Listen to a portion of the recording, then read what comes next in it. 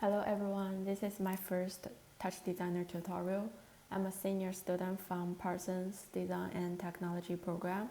I have been learning TouchDesigner for half a year, so here I want to share one of my recent class projects. This is an interactive pixel visual work. So basically I used an image folder as palette to redraw a picture or real-time camera, and I also made it interactive, so you can use gesture to control the size of each small images to basically zoom in or zoom out.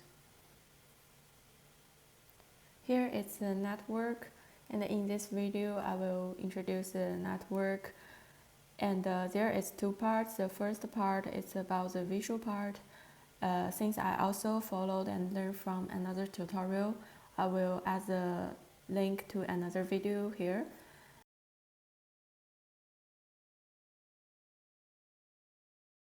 And then the next part is how to make it interactive. I used the media pipe and the head tracking. Yeah, so let's start.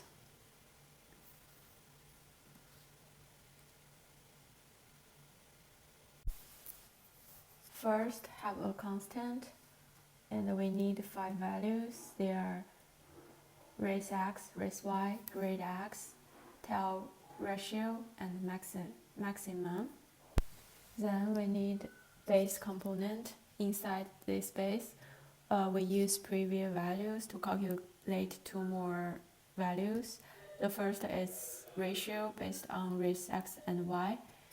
Another is the grade y, calculated based on the grade x. Now we need to generate the grid positions. Create 2 ramp tops, one horizontal, one vertical.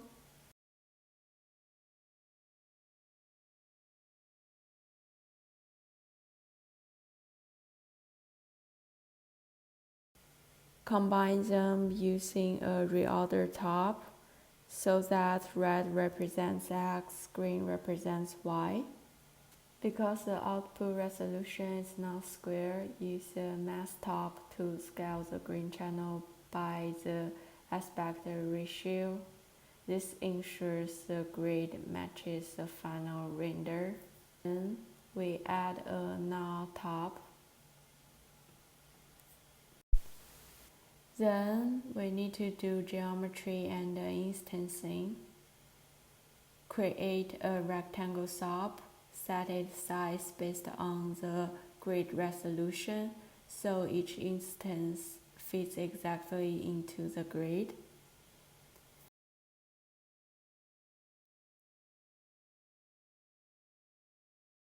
Then add a camera, a constant material, and a render.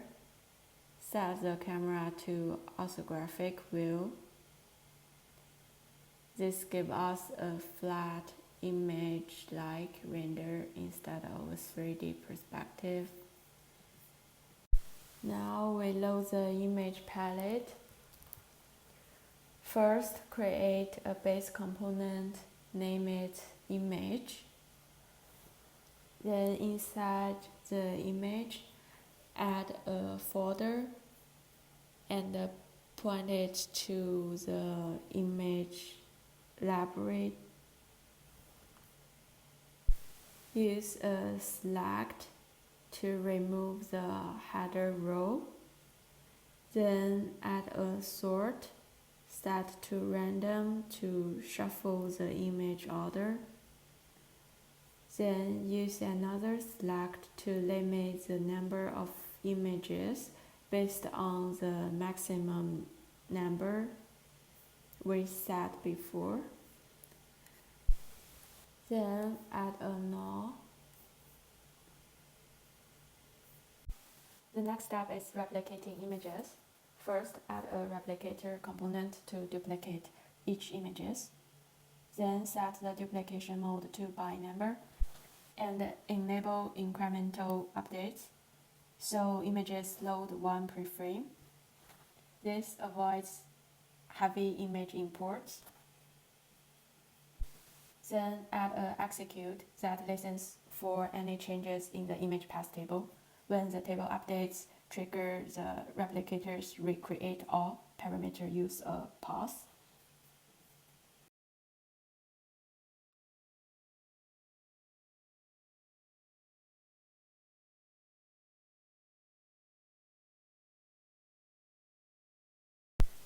Then inside the replicated base, add a movie file in top to load the image. Apply a feed top to control how the image feels its tail.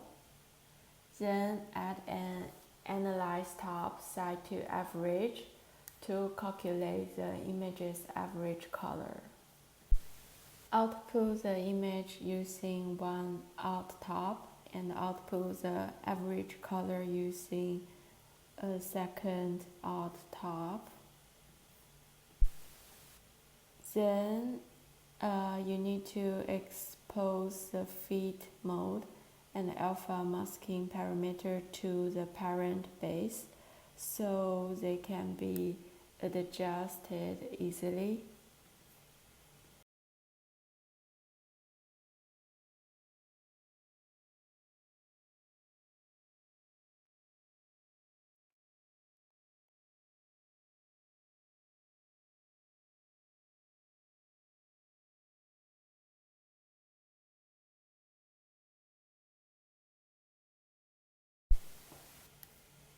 Then back to the main network, collect all average colors using a layout top. Then add a null top to finalize the palette output.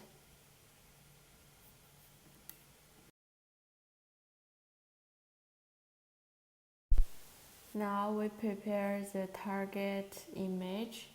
It can be an input image or camera.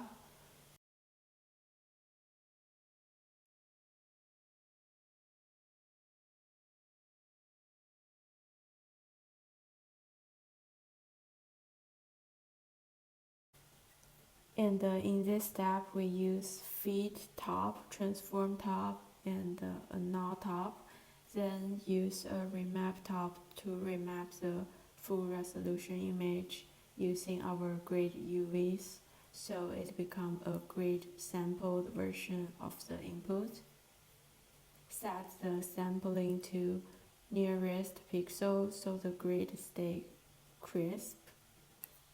Then connect the closest palette component. This component is not built from scratch in my tutorial. I got this component from the tutorial I mentioned before, so I'm using it here as a ready-made module. I will include a link to the original tutorial in the description for anyone who wants to dive deeper into how this component works internally.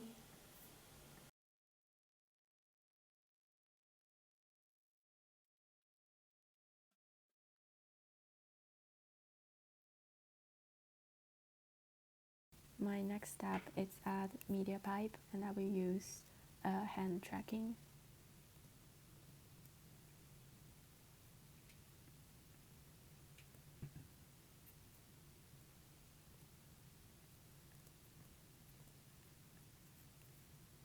I will use the pinch. I select the pinch data and rearrange it to, since we will use this value to control the size of the small image. So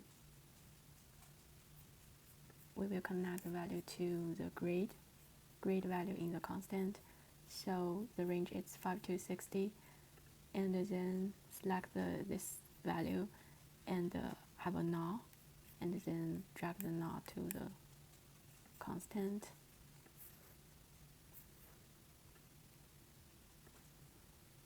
So right now, I can use a pinch to zoom in and zoom out. Then the final system and the final output is like this. You can control the image, change the image by simple gesture. And also if you connect the camera, and also you can use the gesture to zoom in and zoom out easily.